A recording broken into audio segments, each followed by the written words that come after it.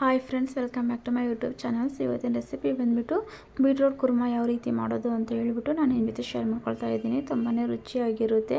So ಈ ರೀತಿಯಾಗಿ ಒಂದ್ಸಲ ಟ್ರೈ ಮಾಡಿ. ಸೊ ಬನ್ನಿ ಇವಾಗ ಯಾವ ರೀತಿ ಮಾಡೋದು ಅಂತ ಹೇಳ್ಬಿಟ್ಟು ನೋಡೋಣ. ನೀವೇನಾದರೂ ಫಸ್ಟ್ ಟೈಮ್ ನಮ್ಮ ವಿಡಿಯೋ ನೋಡ್ತಾ ಇದ್ದರೆ ಸಬ್ಸ್ಕ್ರೈಬ್ ಮಾಡ್ಕೊಂಡು ನೋಡಿ. ವಿಡಿಯೋ ಇಷ್ಟ ಆದರೆ ಲೈಕ್ ಮಾಡಿ, ಶೇರ್ ಮಾಡಿ, ಕಮೆಂಟ್ ಮಾಡಿ. ಸೊ ಇದೇ ರೀತಿ ನಮಗೆ ಸಪೋರ್ಟ್ ಮಾಡ್ತಾ ಇರಿ. ಸೊ ಬನ್ನಿ ಇವಾಗ ಯಾವ ರೀತಿ ಮಾಡೋದು ಅಂತ ನೋಡೋಣ. ಇವಾಗ ಚಿಕ್ಕದಾಗಿ ಒಂದು ಮಸಾಲನೇ ರೆಡಿ ಮಾಡ್ಕೊಳ್ಳೋಣ. ಸೊ ನಾನಿಲ್ಲಿ ಒಂದು ಚಿಕ್ಕದೊಂದು ಮಿಕ್ಸಿ ಜಾರನ್ನು ತೊಗೊಂಡಿದ್ದೀನಿ. ಇದಕ್ಕೆ ಇವಾಗ 4 ರಿಂದ 5 ಕಾಳು ಮೆಣಸು ಮತ್ತು ಒಂದು ಅರ್ಧ ಸ್ಪೂನಷ್ಟು ಗಸಗಸೆ ಮತ್ತು ಒಂದು ಸ್ವಲ್ಪ ಚಕ್ಕೆನ ತೊಗೊಂಡಿದ್ದೀನಿ. ಸೊ ಇಷ್ಟನ್ನು ಹಾಕ್ಕೊಳ್ತಾ ಇದ್ದೀನಿ. ನೆಕ್ಸ್ಟ್ ಬಂದುಬಿಟ್ಟು ನಾನಿಲ್ಲಿ ಒಂದು ಅರ್ಧ ಕಪ್ಪಷ್ಟು ತೆಂಗಿನಕಾಯಿನ ತೊಗೊಂಡಿದ್ದೀನಿ ಮತ್ತು 1 ಇಂಚಷ್ಟು ನಾನಿಲ್ಲಿ ಶುಂಠಿನ ಈ ರೀತಿಯಾಗಿ ಚಿಕ್ಕದಾಗಿ ಕಟ್ ಮಾಡಿಬಿಟ್ಟು ಹಾಕ್ಕೊಳ್ತಾ ಇದ್ದೀನಿ.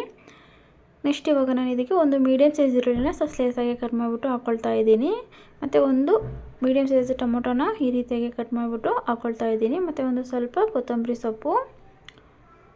ನೆಕ್ಸ್ಟು 1 ಸ್ಪೂನಷ್ಟು ಧನಿಯಾ ಪುಡಿ. ಸೊ ಧನಿಯಾ ಪುಡಿ ಬದಲಾಗಿ ನೀವು ಸಾಂಬಾರು ಪುಡಿನೂ ಹಾಕ್ಕೊಳ್ಬೋದು. ನೆಕ್ಸ್ಟು 1 ಸ್ಪೂನಷ್ಟು ಖಾರದ ಪುಡಿನ ಹಾಕ್ಕೊಳ್ತಾ ಇದ್ದೀನಿ. ಸೊ ನೀವು ಖಾರ ನೋಡಿಬಿಟ್ಟು ಹಾಕ್ಕೊಳ್ಳಿ. ಸೊ ಇಷ್ಟನ್ನು ರೆಡಿ ಮಾಡ್ಕೊಂಡು ಇವಾಗ ಒಂದು ಸ್ವಲ್ಪ ನೀರು ಹಾಕ್ಕೊಂಡು ಮಿಕ್ಸಿ ಮಾಡ್ಕೊಳ್ಳೋಣ. ನೋಡಿ ಇವಾಗ ಮಸಾಲೆ ರೆಡಿಯಾಗಿದೆ. ಸೊ ಆದಷ್ಟು ನಾವು ಮಸಾಲೆನ ನೈಸಾಗಿ ರುಬ್ಕೊಳ್ಬೇಕಾಗುತ್ತೆ. ನೋಡಿ ಈ ರೀತಿಯಾಗಿ ನೈಸಾಗಿ ರುಬ್ಕೊಳ್ಳಿ. ಸೊ ಇವಾಗ ಮಸಾಲೆ ರೆಡಿಯಾಗಿದೆ ಅಲ್ವಾ, ಸೈಡಲ್ಲಿ ಇಟ್ಕೊಳ್ಳೋಣ. ನೆಕ್ಸ್ಟ್ ಇವಾಗ ನಾನಿವಾಗ ಬೀಟ್ರೋಟನ್ನು, ಸೊ ನಾನಿಲ್ಲಿ ಒಂದು ಅರ್ಧ ಕೆಜಿಯಷ್ಟು ಬೀಟ್ರೋಟ್ ತೊಗೊಂಡಿದ್ದೀನಿ. ಸೊ ಈ ರೀತಿಯಾಗಿ ಚಿಕ್ಕದಾಗಿ ಕಟ್ ಮಾಡಿಬಿಟ್ಟು ಇಟ್ಕೊಂಡಿದ್ದೀನಿ ನೋಡಿ. ಸೊ ಆದಷ್ಟು ಚಿಕ್ಕದಾಗಿ ಕಟ್ ಮಾಡಿ ಇಟ್ಕೊಳ್ಳಿ, ಯಾಕಂದರೆ ನಾವು ಚಪಾತಿಗೂ ಮತ್ತು ದೋಸೆಗೂ ಮಾಡ್ಕೊಳ್ಳೋದ್ರಿಂದ ಈ ರೀತಿಯಾಗಿ ಚಿಕ್ಕದಾಗಿ ಕಟ್ ಮಾಡಿಕೊಂಡ್ರೆ ತಿನ್ನಬೇಕಾದ್ರೆ ಚೆನ್ನಾಗಿರುತ್ತೆ. ನೆಕ್ಸ್ಟ್ ಇವಾಗ ನಾವು ಒಂದು ಬಾಣಲೆ ಬಿಸಿ ಮಾಡೋಕ್ಕೆ ಇಟ್ಟಿದ್ದೀನಿ ನೋಡಿ. ಸೊ ಇದಕ್ಕೆ ನಾನು 1.5 ಗ್ಲಾಸಷ್ಟು ನೀರನ್ನು ಹಾಕ್ಕೊಳ್ತಾ ಇದ್ದೀನಿ. ಸೊ ನೀರು ಬಂದುಬಿಟ್ಟು ನಮಗೆ ಬೀಟ್ರೋಟ್ ಬೇಯೋದಕ್ಕೆ ಎಷ್ಟು ನೀರು ಬೇಕೋ ಅಷ್ಟು ನೀರನ್ನು ಹಾಕ್ಕೊಳ್ಬೇಕಾಗುತ್ತೆ. ಸೊ ನಾನಿಲ್ಲಿ 1.5 ಗ್ಲಾಸಷ್ಟು ನೀರನ್ನು ಹಾಕ್ಕೊಂಡಿದ್ದೀನಿ. ಸೊ ನೀರು ಬಿಸಿ ಆದಮೇಲೆ ಇದಕ್ಕೆ ನಾವು ಇವಾಗ ಕಟ್ ಮಾಡಿ ಇಟ್ಕೊಂಡಿರುವಂಥ ಬೀಟ್ರೋಟನ್ನು ಹಾಕೋಬಿಟ್ಟು ಒಂದ್ಸಲ ಚೌಟಲ್ಲಿ ಚೆನ್ನಾಗಿ ಒಂದ್ಸಲ ಮಿಕ್ಸ್ ಮಾಡ್ಕೊಳ್ಳಿ.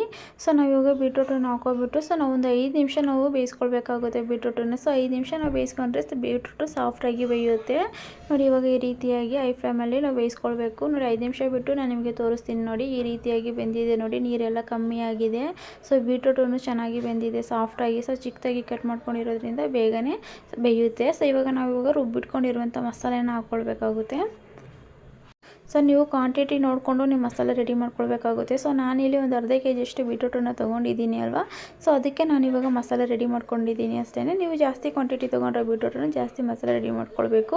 ಇಲ್ಲ ಕಮ್ಮಿ ಬೀಟ್ರೋಟ್ ತೊಗೊಂಡ್ರೆ ನೀವು ಕಮ್ಮಿ ಕ್ವಾಂಟಿಟಿಯಲ್ಲಿ ಮಸಾಲೆನ ರೆಡಿ ಮಾಡ್ಕೊಬಿಟ್ಟು ಈ ರೀತಿಯಾಗಿ ಹಾಕ್ಕೊಂಡು ಚೆನ್ನಾಗಿ ಒಂದು ಸಲ ಮಿಕ್ಸ್ ಮಾಡ್ಕೊಳ್ಳಿ. ಸೊ ಮಿಕ್ಸ್ ಮಾಡ್ಕೊಂಡು ಆದಮೇಲೆ ಇದಕ್ಕೆ ನಾವು ಇವಾಗ ರುಚಿಗೆ ತಕ್ಕಷ್ಟು ಉಪ್ಪನ್ನು ಹಾಕ್ಕೊಳ್ಬೇಕು. ಸೊ ನೀವು ಬೇಕಂದರೆ ಈ ಟೈಮಲ್ಲಿ ನೀವು ಬೇಕಂದರೆ ಸ್ವಲ್ಪ ನೀರನ್ನು ಹಾಕ್ಕೊಳ್ಬೋದು.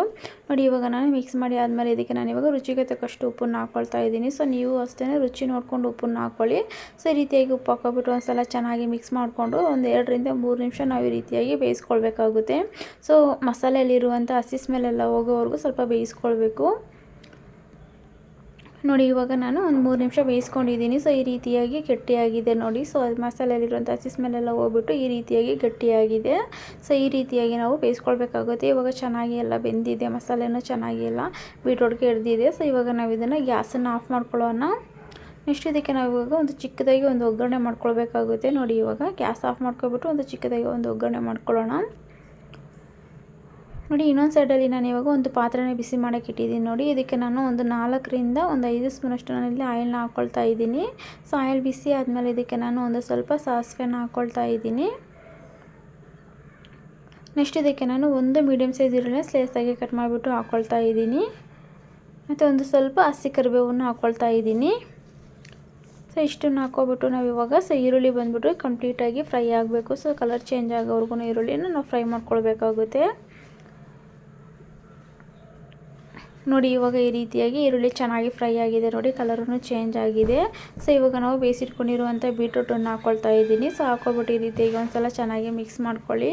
ಸೊ ಮಿಕ್ಸ್ ಮಾಡಿದ್ಮೇಲೆ ಇದಕ್ಕೆ ನಾನು ಇವಾಗ ತುರಿದಿಟ್ಕೊಂಡಿರುವಂಥ ತೆಂಗಿನಕಾಯಿನ, ಹಸಿ ತೆಂಗಿನಕಾಯಿನ ಹಾಕ್ಕೊಳ್ತಾ ಇದ್ದೀನಿ. ಸೊ ತೆಂಗಿನಕಾಯಿ ಹಾಕ್ಕೊಳ್ಳೋದ್ರಿಂದ ಟೇಸ್ಟ್ ಇನ್ನೂ ಚೆನ್ನಾಗಾಗುತ್ತೆ, ಜಾಸ್ತಿ ಆಗುತ್ತೆ ಅಂತಲೇ ಹೇಳ್ಬೋದು. ತುಂಬಾ ಚೆನ್ನಾಗಿರುತ್ತೆ ತೆಂಗಿನಕಾಯಿ ಹಾಕ್ಕೊಂಡು ಮಾಡ್ಕೊಳ್ಳೋದ್ರಿಂದ. ಸೊ ಈ ರೀತಿಯಾಗಿ ತೆಂಗಿನಕಾಯಿನ ಹಾಕೋಬಿಟ್ಟು ಚೆನ್ನಾಗಿ ಒಂದ್ಸಲ ಮಿಕ್ಸ್ ಮಾಡ್ಕೊಳ್ಳಿ. ಸೊ ನಾವು ಈ ರೀತಿಯಾಗಿ ಮಾಡ್ಕೊಳ್ಳೋದ್ರಿಂದ ಸೊ ಚಪಾತಿಗಾಗಿರ್ಬೋದು ಇಲ್ಲ ದೋಸೆಗಾಗಿರ್ಬೋದು ಇಲ್ಲ ಅನ್ನಕ್ಕೂ ಸಮೇತ ತುಂಬಾ ರುಚಿಯಾಗಿರುತ್ತೆ. ಸೊ ನೀವು ಖಂಡಿತ ಮನೇಲಿ ಟ್ರೈ ಮಾಡಿ, ರೆಸಿಪಿ ತುಂಬಾ ಚೆನ್ನಾಗಿರುತ್ತೆ. ಸೊ ನಿಮಗೆ ಈ ರೆಸಿಪಿ ಇಷ್ಟ ಆಗಿದೆ ಅಂತ ನಾನು ಅಂದ್ಕೊಳ್ತೀನಿ. ಸೊ ಇಷ್ಟ ಆಗಿದ್ದರೆ ಲೈಕ್ ಮಾಡಿ, ಶೇರ್ ಮಾಡಿ, ಕಮೆಂಟ್ ಮಾಡಿ. ಇದೇ ರೀತಿ ನಮಗೆ ಸಪೋರ್ಟ್ ಮಾಡ್ತಾಯಿರಿ. ನೀವು ಫಸ್ಟ್ ಟೈಮ್ ನಾವು ವಿಡಿಯೋ ನೋಡ್ತಾ ಇದ್ದರೆ ಸಬ್ಸ್ಕ್ರೈಬ್ ಮಾಡ್ಕೊಂಡು ನೋಡಿ. ಸೊ ವಿಡಿಯೋ ಇಷ್ಟ ಆದರೆ ಲೈಕ್ ಮಾಡೋದನ್ನು ಮರಿಬೇಡಿ. ನೋಡಿ ಇಷ್ಟೇ, ತುಂಬ ಸಿಂಪಲ್ಲಾಗಿ ಮಾಡ್ಕೊಳ್ಬೋದು. ಸೊ ನಿಮ್ಮ ಮನೇಲಿ ಟ್ರೈ ಮಾಡಿಬಿಟ್ಟು ರೆಸಿಪಿ ಹೇಗೆ ಬಂದಿದೆ ಅಂತ ಹೇಳ್ಬಿಟ್ಟು ನನಗೆ ಕಮೆಂಟ್ ಬಾಕ್ಸಲ್ಲಿ ಕಮೆಂಟ್ ಮಾಡಿ. ಓಕೆ, ನೆಕ್ಸ್ಟ್ ರೆಸಿಪಿ ಜೊತೆ ಸಿಗ್ತೀನಿ ಫ್ರೆಂಡ್ಸ್. ಬಾಯ್.